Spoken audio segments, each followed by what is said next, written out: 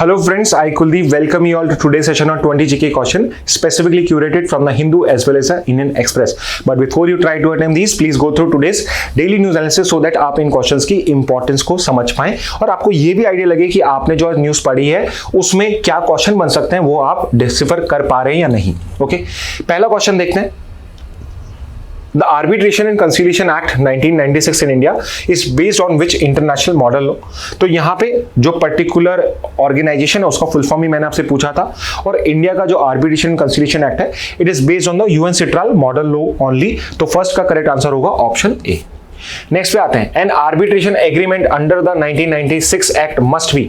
तो इनमें से कौन सी कंडीशन कंपलसरी है एक आर्बिट्रेशन एग्रीमेंट के लिए? तो as per section 7 of the arbitration agreement आपका जो आर्बिट्रेशन एग्रीमेंट है वो इन राइटिंग में होना चाहिए। Okay, so basically arbitration agreement जो है वो सेक्शन कौन सा है जिसमें ये डिफाइंड है? तो आर्बिट्रेशन एग्रीमेंट क्या होता है उसकी डेफिनेशन सेक्शन 7 में गिवन है, इन राइटिंग होना चाहिए, ये भी सेक्शन 7 में ही गिवन है। थर्ड का करेक्ट आंसर इसलिए सी हो जाएगा।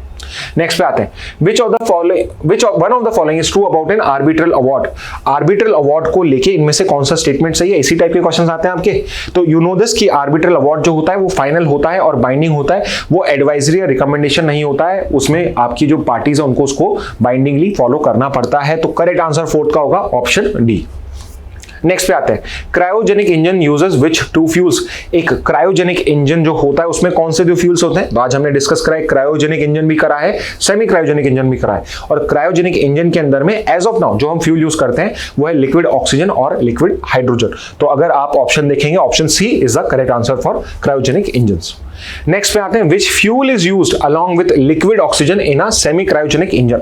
तो करंटली जो इसरो ने सक्सेसफुल टेस्ट करा है, अगर आपने वो भी पढ़ा है तो उसी का ही आप फ्यूल बता दीजिए। तो एक फ्यूल तो उसमें लिक्विड आपका ऑक्सीजन है जो क्रायोजेनिक फॉर्म में होता है और दूसरा जो इसके साथ यूज किया जा रहा है वो है कैरोसिन।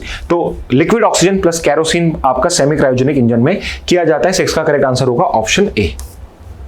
नेक्स्ट पे आते हैं, which of the following is not a claimant in the South China Sea dispute. तो साउथ चाइना सी डिस्प्यूट में इनमें से कौन सी कंट्री इन्वॉल्व नहीं है?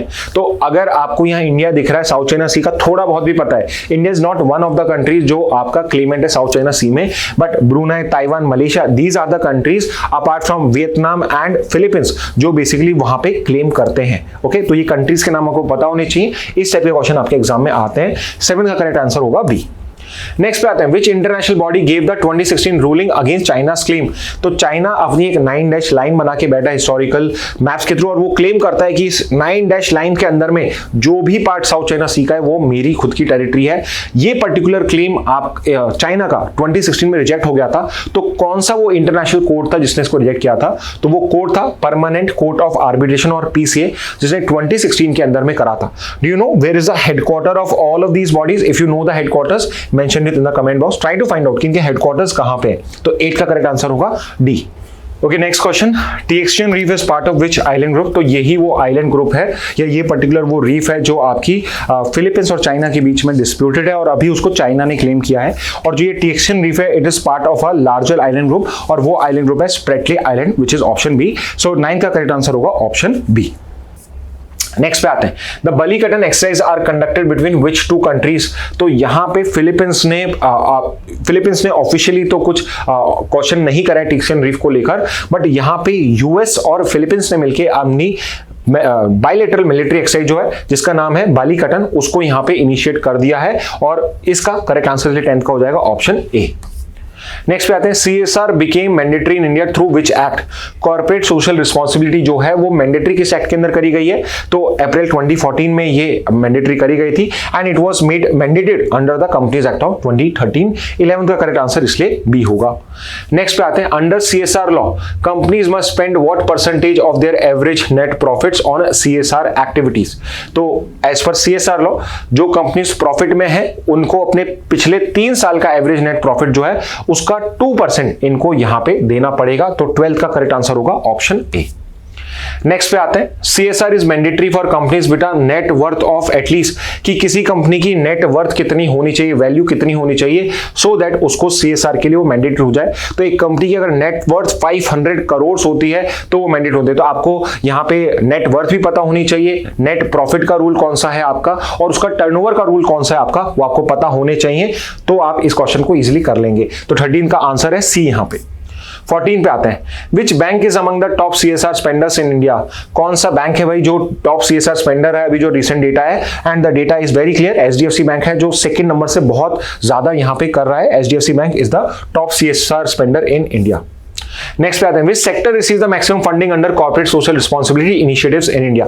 तो चाहे इस पर्टिकुलर फाइनेंशियल ईयर की बात हो, चाहे पहले फाइनेंशियल ईयर की बात हो जो 2014 में आपके CSR को इनिशिएट किया गया था, उन सब सिचुएशन के अंदर में it has been the education sector जो हमेशा हाईएस्ट या मैक्सिमम उसने रिसीव करा है। तो 15 का करेक्ट आंसर सी हो जाएगा। Where was the first litter of cheetahs cub born under the cheetah relocation project in India. So remember यहाँ पे क्वेश्चन जो है वो ये पूछा जा रहा है कि पहली बार चीतास को रिलोकेट कहां किया गया था, उनके कब्स कहां आए थे, तो वो आए थे आपके कूनो नेशनल पार्क में। 16 का करेक्ट आंसर होगा ऑप्शन ए। नेक्स्ट पे आते हैं, व्हेन वाज द चीता reintroduction project launch by the government of India. तो ये चीता रीइंट्रोडक्शन प्रोजेक्ट पहली बार कब लॉन्च किया था, कब आया था ये पर्टिकुलर चीज, तो ये आई थी इन द ईयर 2020। तो 17 का करेक्ट आंसर होगा ऑप्शन सी। नेक्स्ट पे आते हैं, when did the last recorded चीता डाई इन इंडिया। यहाँ पे एक्सटिंक्ट कब डिक्लेयर करा है वो नहीं पूछा, यहाँ पे पूछा गया है लास्ट रिकॉर्डेड चीता आपने कब मरा था, कब उसकी डेथ हुई थी, जो हमें पता था तो वो हुआ था 1947 के अंदर में। महाराज थे, उनको लगा कि भाई इंडिपेंडेंट होने वाले हैं, अभी कॉन्स्टिट्यूशन आ जाएगा, फिर हम शायद हंटिंग नहीं कर पाए, तो उन्होंने बोला पहले ही इस लास्ट चीता को भी हम खत्म कर देते हैं, और यही हुआ 1947 के अंदर में हमारा जो लास्ट चीता था उसको मार दिया। ऑफिशियली 52 के अंदर में उसे एक्सटिंक्ट डिक्लेयर कर। Which region of India was historically home to native cheetahs? तो इंडिया के जो चीतास थे they were basically in the Deccan Plateau region। तो आप अगर रीजन देखेंगे, महाराष्ट्र का सेंट्रल पार्ट हो जाएगा, मध्य प्रदेश का आपका सदर्न पार्ट हो जाएगा, पार्ट्स ऑफ झारखंड और आपके छत्तीसगढ़ हो जाएंगे, और पार्ट्स ऑफ गुजरात हो जाएंगे। ये सब जो रीजन्स है ये सब डेक्कन प्लेट्यू है। ऑब्वियसली आपका जो तेलंगाना रीजन है दैट वाज द हब, जो हैदराबाद है that was the hub of the Deccan plateau. Okay, तो ये सारे रीजन जो है ये डेक्कन प्लेट्यू का पार्ट है, और यहाँ पे चीता की अच्छी पॉपुलेशन, नेटिव चीता की अच्छी पॉपुलेशन होती थी। 19 का इसलिए करेक्ट आंसर है ए। अच्छा, एक क्वेश्चन में दिमाग में है कि जो चीतास हमने यहाँ पे इंपोर्ट करे हैं फ्रॉम अफ्रीका, वो अफ्रीकन चीतास हैं, बट इसके अलावा एशियन चीता एक और ब्रीड होती है। So there is one country जिसमें आज भी वाइल्ड में आपको एशियन चीता मिल जाएंगे। Which country I am talking about, और ये कंट्री इसलिए भी इंपॉर्टेंट है because it is one of India's very near neighbour. एकदम बॉर्डर टू टच नहीं होते, but it is India's in the neighbourhood only. और इंडिया ने इससे भी रिक्वेस्ट करी थी चीतास के लिए, but it denied our request. Anyway 19 का करेक्ट आंसर है option A. Try to find out किस पर्टिकुलर कंट्री की मैं बात कर रहा हूं जहां पे एशियन चीता एग्जिस्ट करते हैं या फिर वो एक्सटिंक्ट हो गए हैं। Try to find out. Next पे आते हैं, which of the following countries contributed cheetahs to India's cheetah reintroduction project. So we already know this कि दो कंट्री जिन्होंने हमें चीतास दिए वो है साउथ अफ्रीका और नामीबिया। नामीबिया मेंशन नहीं है बट साउथ अफ्रीका मेंशन है, तो 20 का करेक्ट आंसर हो जाएगा ऑप्शन सी। ओके, तो ये स्टूडेंट्स ये थे आज के important 20 question. I hope in questions को देख के आप ये समझ पा रहे होंगे कि जो न्यूज आइटम्स हम फॉलो करते हैं उसमें से कौन से अच्छे क्वेश्चंस बनते हैं। ओके, तो इसी पर्टिकुलर प्रैक्टिस को करते रहिए सो दैट आपकी जीके जो है with day by day improve होती जाए। Okay, so with this message let's end today's session. Thank you and have a very nice day.